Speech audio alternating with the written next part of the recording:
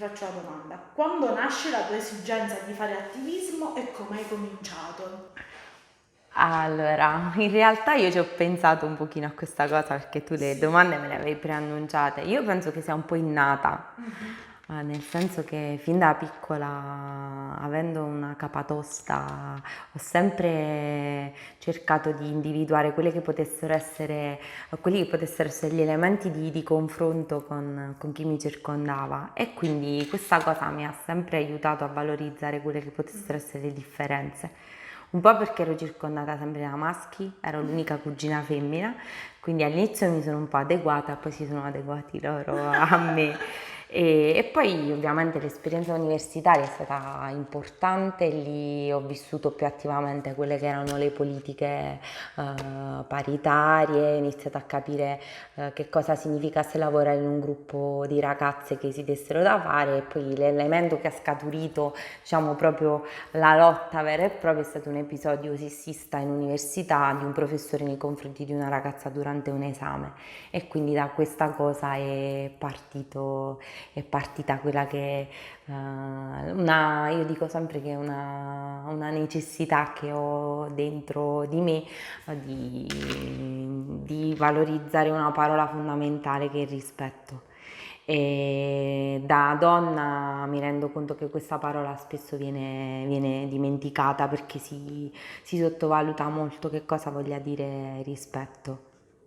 Ok, allora ti do del tu. Sei anche un'imprenditrice e ti chiedo dunque quanto è difficile, se lo ritieni lo sia, l'accesso al mondo dell'imprenditoria nella nostra società e soprattutto nel nostro territorio. Allora, io non mi definirei un'imprenditrice, uno perché ho trovato già la strada spianata.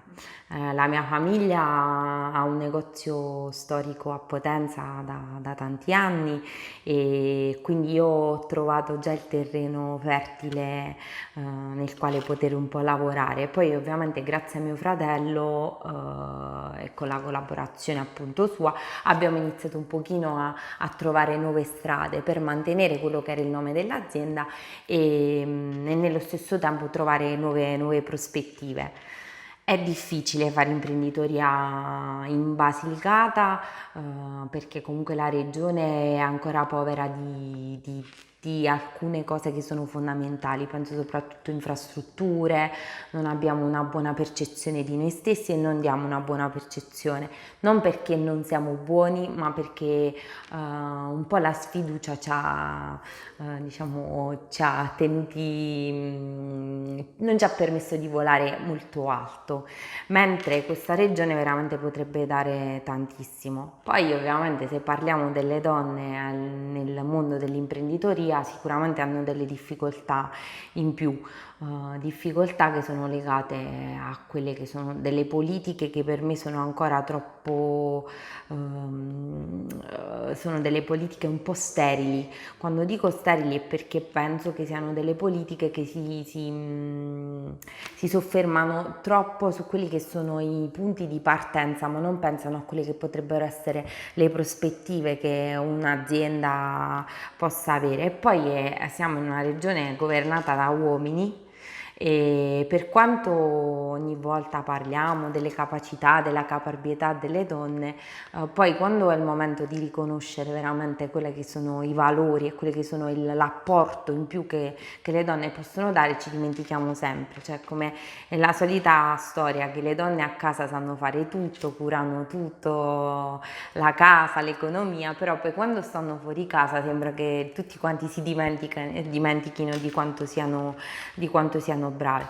E sulla questione dell'imprenditoria femminile in Basilicata, ma credo in tutta Italia, c'è proprio necessità di soffermarsi un po' di più e di capire quali sono i vantaggi che la società può avere nel facilitare appunto l'imprenditoria femminile, ma anche di quali debbano essere i vantaggi per le donne che decidono in qualche modo di intraprendere una carriera imprenditoriale. Questo vuol dire mette in gioco diciamo le solite due parole, la conciliazione, tempi vita lavoro, che poi in realtà oltre che conciliazione dovrebbe essere proprio una condivisione. parola ancora più sconosciuta, io penso proprio nelle politiche nazionali. Forse adesso iniziamo più o meno a capire che cosa voglia dire suddividersi il lavoro, dare l'opportunità a tutti e a tutte di inseguire un sogno, perché poi la grande difficoltà è proprio questa, che i sacrifici tante volte si fanno e mentre si fanno i sacrifici poi va a finire che i sogni vengono chiusi nei cassetti. È giusto. Allora, passiamo all'altra domanda. Quanto si è fatto in termini di lotta alla discriminazione e quanto ritieni si debba ancora fare? Questa è una domanda da $1 milione, come si suol Fatte dire. proprio pensate, difficili queste cose. Allora, diciamo che negli ultimi anni sicuramente molti passi avanti sono stati fatti e io sono convinta che questi passi avanti siano stati fatti, uno perché la rappresentanza delle donne è aumentata, perché in qualsiasi consesso è fondamentale il confronto. Io dico sempre che anche da un consiglio comunale fino ad arrivare al Parlamento, dove c'è confronto c'è ricchezza. Quindi il confronto c'è sicuramente tra parti politiche diverse, ma avviene anche tra sessi diversi, tra persone diverse tra loro che hanno esigenze e prospettive ovviamente diverse. Da lavorare c'è tantissimo, c'è da lavorare a livello nazionale, vabbè, a livello regionale ancora di più, cioè noi solamente 2 anni fa abbiamo, 2 o 3 anni fa, mi sembra 2 anni fa abbiamo finalmente fatto approvare in regione la doppia preferenza, è stata una battaglia fortissima perché appunto non avendo donne in consiglio eravamo costrette in qualche modo a chiedere il supporto degli uomini in consiglio, cioè dovevamo sempre delegare qualcuno. Portare avanti una battaglia del genere così è doppiamente faticoso. Poi ci siamo riuscite un po' per la caparbietà nella commissione pari opportunità di associazioni che ci hanno creduto veramente e qualche risultato si è avuto, ma mancano quelle che sono le politiche di genere, che poi quando si pensa alle politiche di genere si pensa sempre alle politiche delle donne, non è così. La politica del genere ha al centro quello che è il valore della differenza, quindi il garantire il famoso articolo 3 della Costituzione, che tutti quanti conoscono a memoria, però poi si dimenticano spesso quando appunto si fa politica. Politiche di genere che rientrano poi anche nelle politiche paritarie, ovviamente, a pari opportunità, e che in questa regione stentano un po' ad andare avanti perché io sono convinta vengono ritenute sempre come politiche di serie B. Quando però poi ti trovi in condizioni come quelle del Covid, ti rendi conto che queste non sono politiche di serie B perché ti trovi in serie difficoltà. Penso alle situazioni soprattutto delle famiglie, no? Dei contesti familiari. Durante il Covid sono venute fuori quei nervi scoperti che noi già conoscevamo, cioè la conciliazione tempi vita-lavoro, le donne che si sono trovate a dover fare smart working e nello stesso tempo curare la famiglia, le difficoltà nel momento in cui non si è avuta più la possibilità anche di avere i nonni vicini, la questione delle politiche familiari che fino ad oggi sono state molto molto deboli, sono tutti anelli di una catena che è ancora troppo allentata e che necessita di maglie un po' più forti. Queste maglie ci potranno essere solamente nel momento in cui si sarà convinti tutti, cioè tutti dobbiamo avere la consapevolezza che non esistono politiche di serie A e politiche di serie B, non esistono temi di serie A e non esistono temi di serie B, perché alla fine quando tu parli di società parli di tutta la società, devi tenere presente tutto quello che è il contesto. Allora se il contesto è fatto di persone diverse tra di loro, tu devi avere uno la consapevolezza che sono diverse e due la consapevolezza che hanno esigenze diverse e tre la consapevolezza che devi ascoltare quelle che sono le dinamiche, le richieste di tutte e tutti. Io voglio essere rappresentata, Quando si porta la famosa battaglia avanti delle quote di genere, il punto fondamentale è la rappresentanza. Io mi sento una cittadina, come cittadina non mi sento inferiore a un cittadino e gli stessi diritti di un cittadino. Allora, come vado a votare? Così voglio essere votata.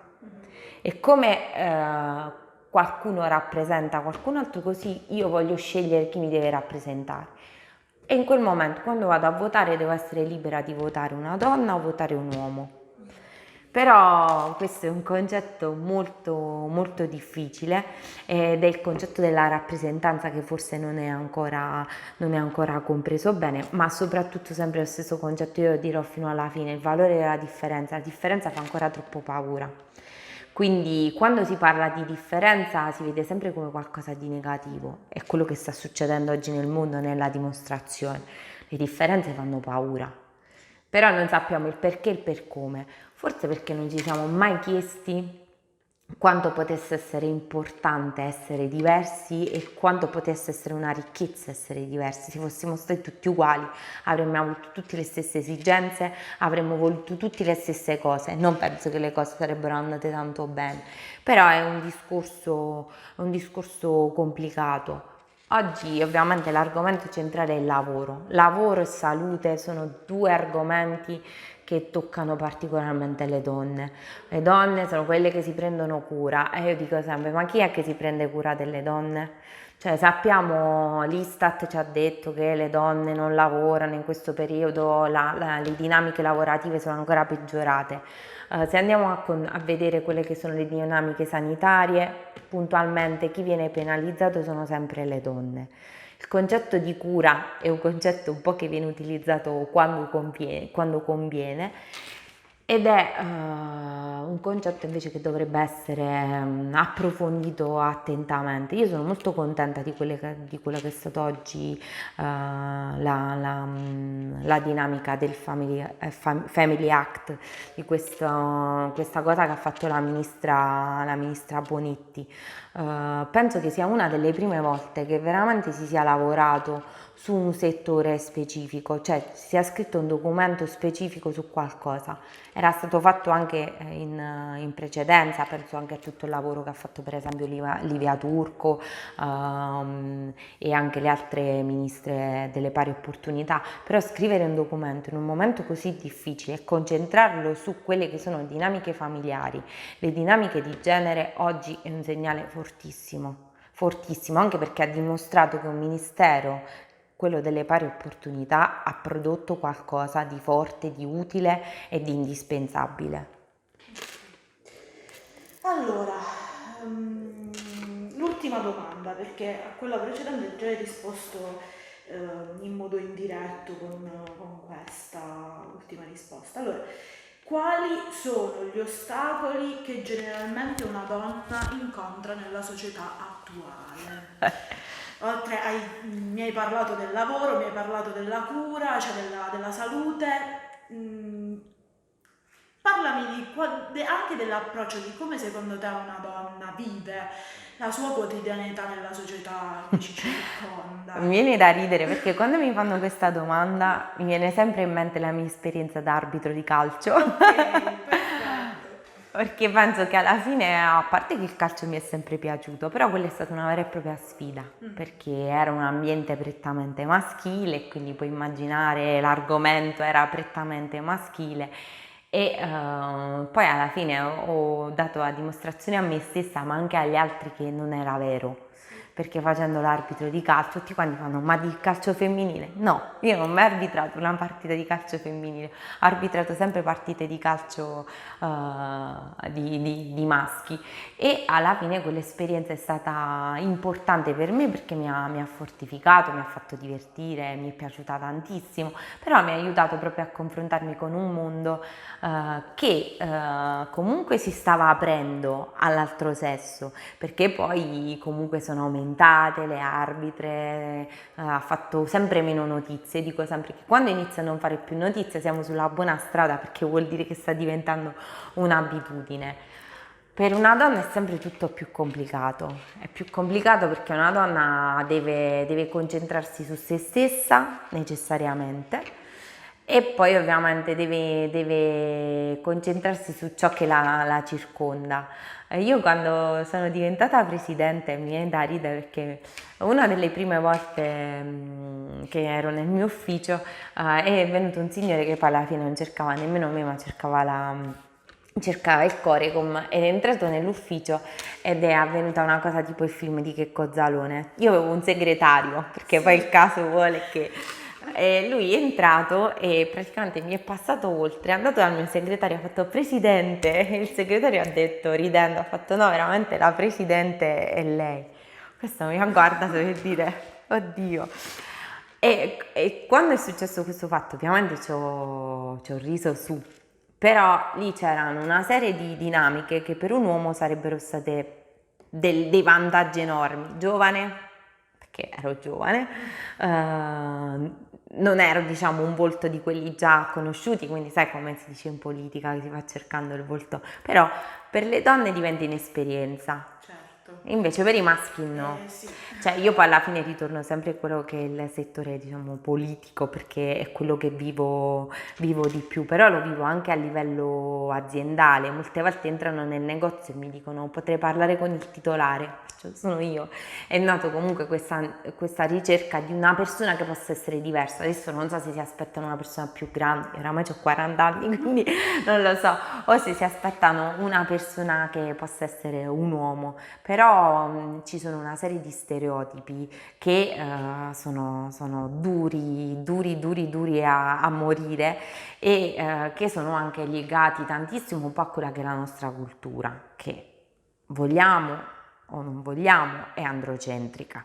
Cioè, questa cosa è, per quanto veramente le donne abbiano fatto tanto per l'Italia, per la storia, se pensiamo a veramente a tutte le battaglie sono state fatte nello stesso modo da uomini e donne, anzi io penso dalle donne ancora con più difficoltà, perché uno non veniva riconosciuto quella che era il loro ruolo, quelle che erano le loro azioni, e due perché spesso semmai per fare qualcosa erano pure costrette a dover chiedere di poter fare qualcosa. Quindi poi lasciamo stare la questione del linguaggio, cioè quella è un'altra dinamica che io per esempio porterò avanti fino all'esaurimento, però i risultati poi alla fine si vedono, se fai tipo goccia cinese alla fine ci riesci. Il mio professore diceva sempre, le cose esistono se le nomini, e io parto sempre da questo presupposto. Allora, la presidente esiste se tu la chiami la presidente perché riconosci una donna presidente. La sindaca esiste oggi per una dinamica che ti ha portato una donna sindaco. Ma che senso ha dire donna sindaco quando lei può essere definita una sindaca? E quindi la difficoltà proprio del riconoscimento del valore delle donne è enorme, però io qualche cambiamento lo vedo. È un po' forzato da parte di alcuni perché alcuni lo fanno un po' per diciamo essere alla moda, che poi questa è, e altri invece lo fanno perché ci credono. Poi c'è la dinamica ovviamente anche estetica perché per le donne è molto più forte, come dobbiamo essere, come decidono che gli altri, cioè gli altri decidono come dobbiamo essere. Vale molto di più per le donne che per gli uomini, come ci dobbiamo vestire. Puntualmente leggiamo notizie, non so, anche di femminicidi e i titoli di giornale certe volte mi fanno rabbrividire se devono contestare o l'abito o il modo di fare o di essere di una donna. Quindi io dico sempre, non mi ricordo se era McLuhan che diceva che il mondo è al maschile perché gli uomini da soli non saprebbero farlo, invece le donne hanno questa capacità di costruirselo, però io penso pure che siamo arrivati nel 2020 e che quindi ci deve essere riconosciuto quello che ci è dovuto, non è mai una concessione, cioè noi non dobbiamo chiedere qualcosa supplicare qualcosa, noi chiediamo quello che ci è dovuto, quindi sono gli altri che si devono adeguare e ce lo devono dare in qualche modo. Che ci venga riconosciuto ciò che è naturale che ci spetti. Esatto. Praticamente. Sì, ci venga riconosciuto il nostro essere donne, Esatto. cioè il nostro essere cittadine, il nostro essere donne che hanno diritti e doveri come gli uomini. È difficile, però c'è un movimento, io ci credo tanto, perché veramente a parte che ci sono donne che hanno combattuto tantissimo e che solo adesso hanno i giusti riconoscimenti. Potrei partire dalle madri costituenti, voglio dire, che hanno fatto un lavoro enorme, si sono messe intorno a un tavolo, cioè erano tutte di provenienza differente, e che però alla fine hanno portato un risultato che solo adesso è riconosciuto, eppure il loro lavoro non è di meno rispetto a quello che hanno fatto gli uomini. E poi ci sono tante altre donne che hanno ricoperto incarichi, ma ci sono tante donne, e questo l'ho imparato con la mia esperienza come presidente della CRPO, ci sono tante donne sul territorio che combattono per il riconoscimento dei diritti loro, delle figlie, di chi verrà dopo di loro e delle altre donne, e lo fanno tante volte non in silenzio, lo fanno perché nessuno le vede o nessuno le vuole vedere. Quindi io dico che l'humus c'è, che è necessario lavorarci sopra, è necessario lavorare sugli uomini, convincerli, e poi è necessario sempre fare un gioco di squadra, perché quando c'è qualcuno in panchina per motivi che non sono validi, la squadra non funziona. Ok, ti faccio solo l'ultima domanda che non era prevista, ma mi devi dare un nome. Nella storia delle donne, se mi dovessi dare un esempio, un modello a cui ti ispiri, una donna che ti ha particolarmente ispirato, chi mi diresti? Allora, ne posso dire due, nel Sì. senso che ho una figura sicuramente, dico nonna, ma sono le due mie nonne. Io ho avuto una fortuna grandissima, forse una famiglia quasi matriarcale, quindi loro sicuramente. E poi, allora, di donne che mi hanno ispirato ce ne sono tantissime.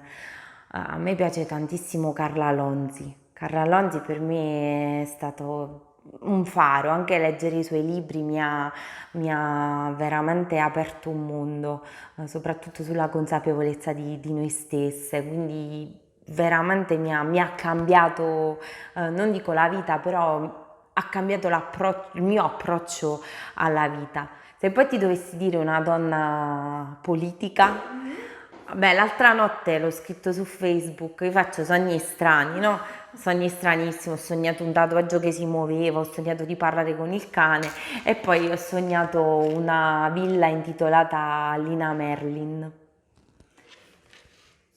Sono donne che mi hanno colpito, che non ho conosciuto, però mi hanno colpito notevolmente per quello che hanno fatto, e quindi dire un solo nome, non, diciamo, c'ho quello familiare, c'ho quello politico e c'ho quello letterario, filosofico, però... Cioè, se tu mi dici no, mi viene Nil Deiot, cioè avrei un mondo da dire, Sì. però in questo momento ti dico lei perché l'ho sognata, ho sognato questa cosa di questa intitolazione di questa villa a lei, quindi dico lei. È un uomo, invece? Perché non Eh, mi voglio faccio, sembra che poi vogliamo fare campagna. vabbè, un uomo, vabbè, allora diciamolo, lo sanno tutti, la mia propensione alla politica nasce sicuramente da mio padre. Ok. Mio padre, socialdemocratico convinto, persona di un'apertura mentale grandissima, mi ha aiutato veramente a ragionare tanto con la mia testa, non mi ha mai detto che cosa dovessi fare, e se dovessi pensare ad un uomo, lo so che sono scontata, però sono di quell'epoca, e Berlinguer cioè, anche se sono arrivata dopo, non ho vissuto, però è stato... È ricco, diciamo per antonomasia. Poi ti potrei dire il mio primo voto. Lasciamolo Però si capisce, diciamo, diciamo che ho contraddito un po' papà, però un'altra cosa che dico sempre quando mi chiedono come mai tuo padre è socialdemocratico e tu sei un po' più a sinistra, dico sempre che quando c'è stata la scissione io avrei scelto Nenni e mio padre invece è andato dietro Saragat e quindi da questo si capisce un po' tutto. Va bene, ti ringrazio Angela, è stata una bella intervista, molto significativa, poi mi è piaciuto che ti sei raccontata proprio così per come sei e per le tue esperienze di vita. Direi che è finita qui e poi appena è pronta